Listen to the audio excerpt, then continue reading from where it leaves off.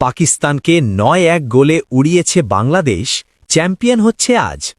পাকিস্তানের বিপক্ষে গোল বন্যা ছুটিয়ে প্রথম সাফ নারী ফুটসালে চ্যাম্পিয়ন হওয়ার পথে আরেক ধাপ এগিয়েছে বাংলাদেশ। শুক্রবার ২৩ জানুয়ারি দুপুরে থাইল্যান্ডের ব্যাংককে এদিন নিজেদের পঞ্চম ম্যাচে পাকিস্তানকে ৯-১ গোলে উড়িয়ে দিয়েছেন সাবিনা কৃষ্ণারা। থাইল্যান্ডের ব্যাংককে এদিন হ্যাট্রিক সহ ৪ গোল করেছেন অধিনায়ক সাবিনা খাতুন।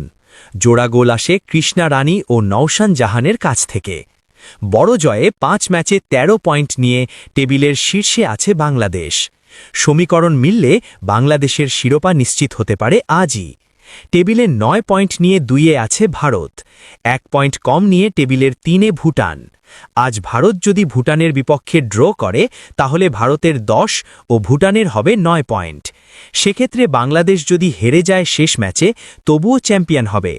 শেষ ম্যাচে ভারত জিতলে বাংলাদেশের সমান ১৩ পয়েন্ট হবে।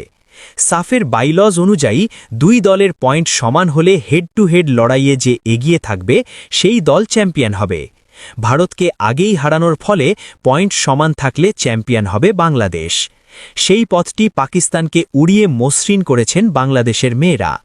পাকিস্তানের বিপক্ষে আজ সাবিনা কৃষ্ণা নীলাদের আক্রমণের সামনে পাকিস্তানের মেয়েরা ছিলেন অসহায়। প্রথমার্ধে ৬-০ গোলে এগিয়ে থাকা বাংলাদেশের মেয়েরা দ্বিতীয়ার্ধে দেয় আরও ৩ গোল। তবে এ সময় একটি হজমও করেছে।